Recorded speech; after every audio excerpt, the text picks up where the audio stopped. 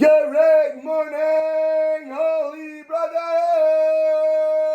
Yes, we are on our pathway to peace in the Garden of Peace. And for today's lesson, it will be called Cold Killings. Very nice, positive here, right here. Okay, we are in the middle of talking about how a wife feels when her husband doesn't value her. And all that she does, understandably, yes, she has complaints against him. What is going on? If she doesn't feel valued, if she doesn't feel important, if she doesn't feel happy from her husband, is she going to be happy back to him? No way! What, are you kidding? First of all, somebody's getting thrown at and beat down all the time. They're going to be somebody, oh, that's amazing, that's so wonderful, this is so great. Also, she's going to reflect that energy. What you give out is going to come right back to you. If he would only hear complaints. It's not that she's just complaining because she wants to be annoying. Hashem doesn't send you a wife just to bring you strife. She's here for a pure, positive purpose. Why? What is he here for? Let's go. Tell everybody. To be your mirror. To be your mirror, to get you to see, to get you to understand, to just think about it. No, to do something about it. Mend your ways. Recognize now what you're supposed to be doing. And then he can restore peace in his home. But the majority of cases, when someone has never learned how to be grateful, he's not going to understand what his wife wants from him. He's going to see it as an unbelievable annoyance. Somebody who's a miserable piece of trash, who's ruining my life because she can't get her act together. Go to therapy. Go to take a kickboxing class. Go get your problems out of your system and stop bothering me about it. You be good so I can be good. You need help. Go get corrected. What are you bringing this into my life for? Stop it. I have enough to deal with. Then I have to worry about your problems and say your negative energy. What are you doing? Stop ruining my home. Take care of yourself. Go in the shower, clean yourself up. He doesn't understand what's missing.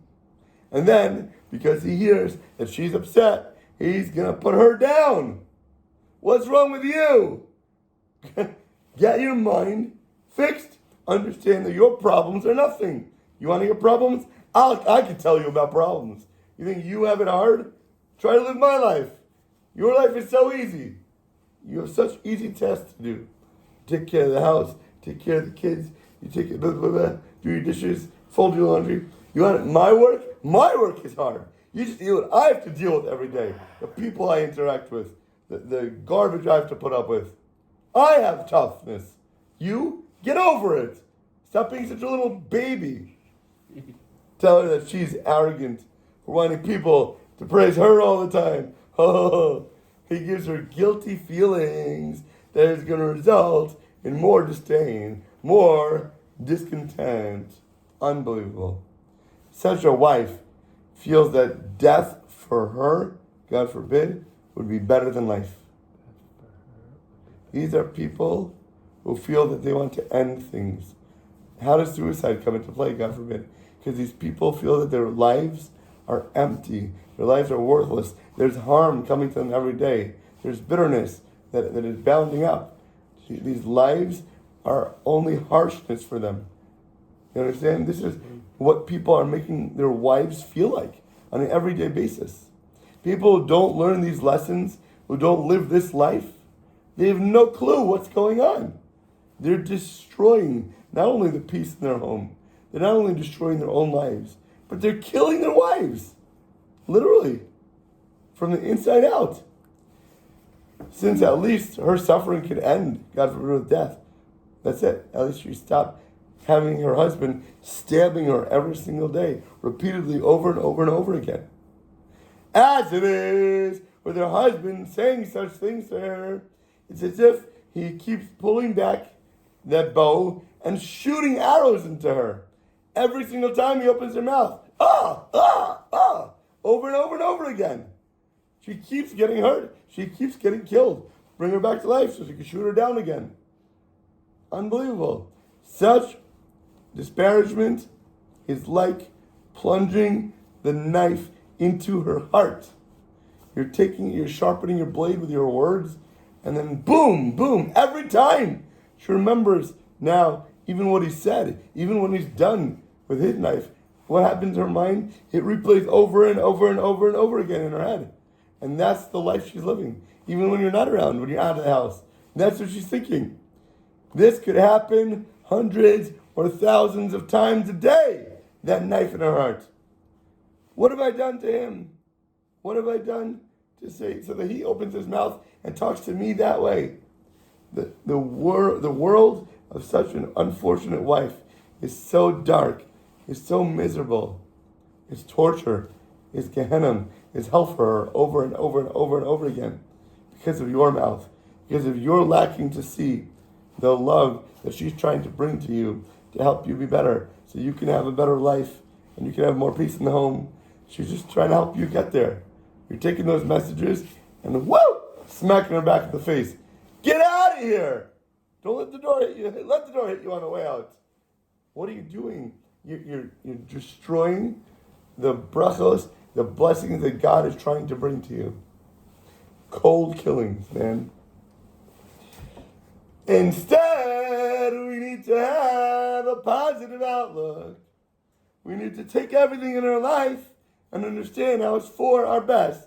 What is happening right now that I can see this as a message for me? It's a moment of opportunity for me to shine. Right? What did we just talk about in the other class? In this what were we just talking about? Praying. What? Simple. People talked about the gates of tear. What? Why isn't it good for a woman? Look, I'm going to beat her so much that she's going to cry. Oh, and those tears, what the Gemara says, on what? What daf? Brachos? 31. 31a. It says, the gates of tears are never closed. Not are always open, but they're never closed. Not that they're open sometimes. I'm going to make her cry. I'm going to make you cry and I'm doing a mitzvah. I'm going to take off my belt and I'm going to beat her so she can cry. And then guess what? Now our gates are going to be open because Hashem is going to hear our prayers because the gates of tears are never closed. I'm a mitzvah man. I'm a Mashiach mitzvah man. I'm beating her so she can cry. And because she's crying, the gates are going to be open. Now our tefillos are going to be heard. You should be thanking me for beating you. I'm an amazing person. But then the Gemara also says, what? Ivdu as Hashem, Tehillim number what? 100. There you go, Tehillim 100. We say it every day before Ashrei. Ivdu as Hashem, Besimcha. What does it mean the gates of tears are never closed? It's not tears from bitterness. It's not tears from misery. It's not tears from upsetness. Those type of tears the Yetzer grabs onto and brings them down to the depths of hell. He is taking those things and using that to bring depression, to bring sadness. That is not serving Hashem with joy. That is the exact opposite. It's the tears of Simcha. Simcha. It's the tears of yearning to be closer to our Creator. Hashem, I want to be close to you. Hashem, I want my wife to be close to me. I want us to have peace. I want us to have harmony. Those tears are ones that are piercing the heavens. Not the sadness, not the badness, not the depression, not the bringing down from everything. You need to have positivity, to use the messages for goodness, to show Hashem, what can I be looking at to interpret this, to help enhance myself, to help enhance my relationship with my wife, my relationship with Hashem. What are you trying to tell me right now? But if you look at the opposite way, you're never going to want to understand anything. Because you are full of what? Yourself. You're full of arrogance. And that arrogance is the root of ingratitude. It's also the root of anger, the root of stress, the root of depression. Somebody who's arrogant, he feels that everything around him and everyone around him has to behave according to whose wishes? His own! If it's not my way, the highway. Get packing. Get kicking out the door. You understand that you think that everything revolves around you, and if you're not happy in this moment, then other people are at fault. It's their problem why they're not doing what I want them to do. Right now! Go make dinner, barefoot, pregnant in the kitchen. What are you complaining about? Let's go! For me! You live for me. That's why you're here. He thinks that Hashem owes him something and gets stressed, gets upset when Hashem doesn't give him exactly what he wants now, yesterday. What's wrong with you, God? Don't you know what I want? Don't you know what I need? Hello? As soon as something doesn't go exactly according to his perfected plans, he gets agitated. He harbors anger against God, which leads him to darkness. It leads him into depression. Stop. Who are you? Who do you think you are, mister? Yeah? Mm-hmm. What is going on here? Big stuff. Not big stuff. You're the low stuff. You're the lowest of the lowliest stuff on the face of the planet, man. You don't run the world. You don't control the world. And you're here for a purpose. You're here for a mission. You have a tikkun, man. The reason you're brought down here is to perfect your soul, come closer to God. Are you doing something right now, in this moment, that is bringing you closer to God or further away from God? Don't think how you want to act. Right? Think about who should act. Think of how. What would Moshe do? How would Moshe act in this scenario right now? If I want to put myself in Moshe's shoes, in this situation, when my wife just said something to me, how would he take that? Would he take that as arrogance? As you're an idiot? You don't know what you're saying? I'm on my mission, I have my agenda, and if you're not following it, you're wrong? Chas Shalom. Humility. Humbleness. Open your eyes. Recognize what's going up in the skies to help give you this message. Rabbi Nachman writes clearly in Sichot Haran, when people get depressed, it's as if they're angry with Hashem for not giving them what they wanted. Say that with me one more time. When people are depressed, think for a second. Why are they depressed? What does that mean to be depressed right now? Something's not right. Something is upsetting you. Something is not going your way. That already is a problem because you have your way. Stop Hashem's way, your wife's way. Wake up. You have depression because you're angry that it's not going your way. You shouldn't be angry. You shouldn't be depressed. You should be looking at those opportunities as gold. Hashem is giving you some presents right now to perfect and purify yourself. And now you're upset about it? What's going on? Such folks harbor complaints against Hashem. Even if they don't openly express them, they're not saying, Hashem, I hate you. But that's what they're thinking in their minds. Be real for a second. What is going on? Stop. Think. What is your feeling now? And where is it stemming from? What is going on in the baseline, bottomless reality that is causing you to think and talk this way? Be real for a second. Think. Open up the box. What's inside? Depression indicates grievances against God. The ingrate's feeling that Hashem owes him something stems from his feeling that everyone else around him owes him something. Yeah? Think about that for a minute. From childhood, what's going on? An ingrate took for granted everything his parents did for him. Like a little baby. A baby poops, expects to be cleaned up. A baby's hungry, expects to be fed. The baby's bored, expects you to play with him. What does the baby do back for you? Nothing! Nothing! Like we can skip forward the first 6 months or year of life. When a baby starts smiling back to me, starts coming to hug me, to kiss me, and show affection to me. Now I appreciate the baby. Now this is great. But before that, it's annoying. And it takes up all my life, all my stress, cleaning up poops. My wife had to go to the morning. My wife left last night to go to a delivery into the hospital to help a girl give birth, and leave me home alone with the Babies kids. are ruining my life and they're not even mine. Those babies are ruining my life. What about my babies? Wake up in the middle of the night with poopy diapers. Now I can't sleep. Wake up in the morning. Now I have to put him back in bed. Now I have to change him. Hold his set of clothes. I have to calm him down. I was wasting my time. I have 1,000 things I need to do before I get to class in the morning. Hello. Now my whole schedule is upset. It's a stupid kid. Hello. Hello. Perfect timing. Right? Your babies are bumbling nincompoops. Right? You change their diapers, you feed them. They're wasting my time. They're wasting my life. Right? Everybody's annoying me. Jake, Nader. Everybody's annoying you. They're bringing you down. Oh, they're talking like this. They're acting like that.